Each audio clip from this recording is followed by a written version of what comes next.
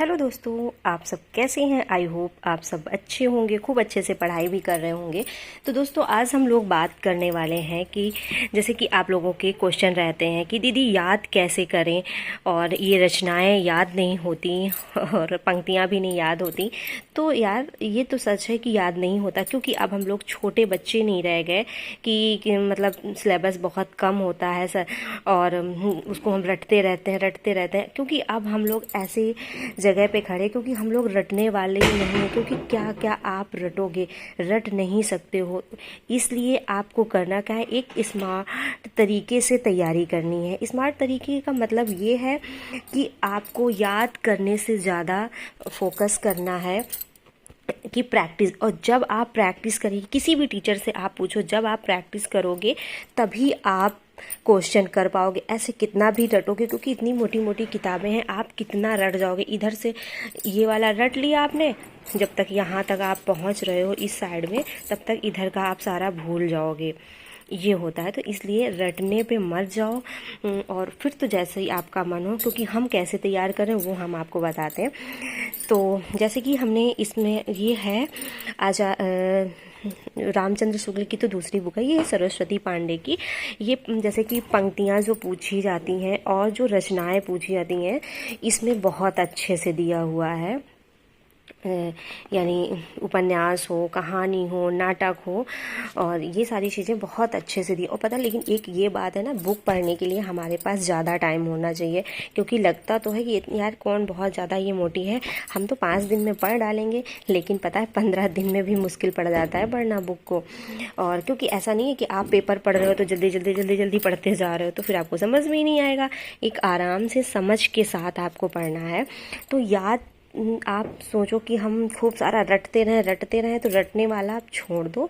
जैसे कि आपको भक्ति काल का चैप्टर उठाना है, तो आपको एक प्रैक्टिस बुक भी रखनी पड़ेगी। जैसे कि हमारे पास ये है यूथ कंपटीशन की अच्छी बुक है, और आपके पास जो भी है घटना चक्र की हो या फिर ना हो कोई, तो यार ले लो, कुछ बुक तो आपको लेनी ही पड़ेंगी।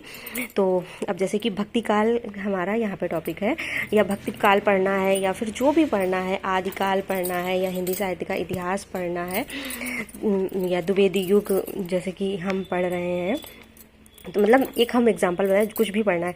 अब भक्ति काल यहाँ से उठाया आपने, भक्ति काल का पूरा पढ़ लिया, जैसे जैसे इसमें बुक में दिया है, आपने इसको अच्छे से समझ के साथ एक दिन मतलब पढ़ लिया, दिन में पढ़ लिया। और जितना पढ़ा है, तो मतलब नहीं तो एक दिन में नहीं पढ़ पाए आप, क्योंकि हम लोग हाउस वाइफ के पास बहुत सारे काम रहते हैं, लेडीजों के पास नहीं आप किसी कारणवश पढ़ पा रहे, पूरा नहीं कंप्लीट कर पाए, यानी एक टॉपिक भक्ति काल, तो आप दूसरे दिन भी इसको तैयार कर लो।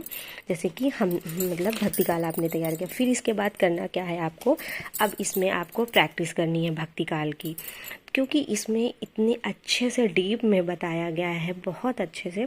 अब ये भक्ति काल का हुआ, तो यहाँ से आप जब प्रैक्टिस करोगे तो आपके क्वेश्चन, क्योंकि आपने पहले बुक पढ़ा है, तो आपको कई सारे क्वेश्चन याद हो गए समझ के साथ।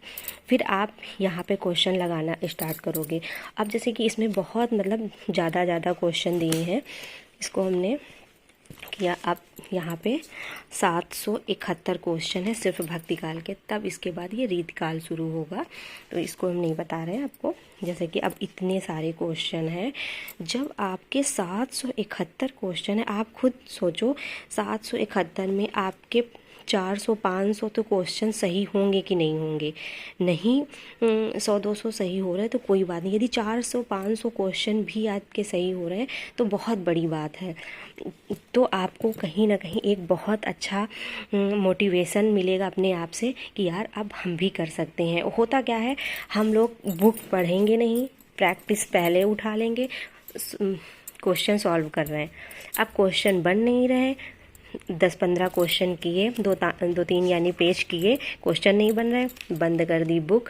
हमसे हो नहीं पाएगा, क्योंकि हमको याद नहीं हो रहा, कैसे रटें, कैसे क्या करें, क्यों याद ही नहीं हो रहा है। अब हम बच्चों को याद कराएं कि घर का खाना याद रखें, कि घर के काम याद रखें, कि किताबें याद रखें, ये सारी चीज़ें रहती हैं। तो इसलिए ये नहीं करना, हम आपको बहुत ही सिंपल तरीके से जैसे हम तैयारी करते हैं वैसे ही बताते हैं। और यदि आपके पास कोई ट्रिक हो, कुछ भी मतलब हो आपके पास तो हमें भी बताइएगा और हम भी उसी तरह से तैयारी करें, क्योंकि हम तो इसी तरह से करें, बुक से पढ़ते हैं फिर इसके बाद प्रैक्टिस करते हैं तो अच्छे खासे क्वेश्चन बन जाते हैं। ये है, हम काउंट नहीं करते कि हमारे इतने नंबर बनने हैं इतने नहीं नंबर बनने, नंबर तो बनेंगे जो हमारे पेपर में बनेंगे। बस हमें ये है, हम अभी अपना प्रैक्टिस कर रहे हैं, हम अपने क्वेश्चनों को समझ रहे हैं, क्योंकि याद इतना आप नहीं कर सकते हो, इतनी मोटी मोटी किताबें हैं, आप कितना याद करोगे, क्योंकि इतना ज़्यादा माइंड कंप्यूटर नहीं है यार कि सिर्फ आप पढ़ाई पे ही ध्यान दे रहे हो, बहुत सारे और भी हम लोगों के पास काम रहते हैं। तो आप अपना ऐसी तैयारी कर सकते हो और आपको खुद 2-4 दिन करके देखो, आपको खुद इसका रिजल्ट समझ में आएगा। तो फिर कमेंट करके ज़रूर बताइएगा। फिर मिलते हैं अगले ब्लॉग के साथ। और भी जो आपको पूछना हो, कुछ भी बात हो तो आप लोग पूछिएगा, कमेंट करिएगा। Okay, bye bye.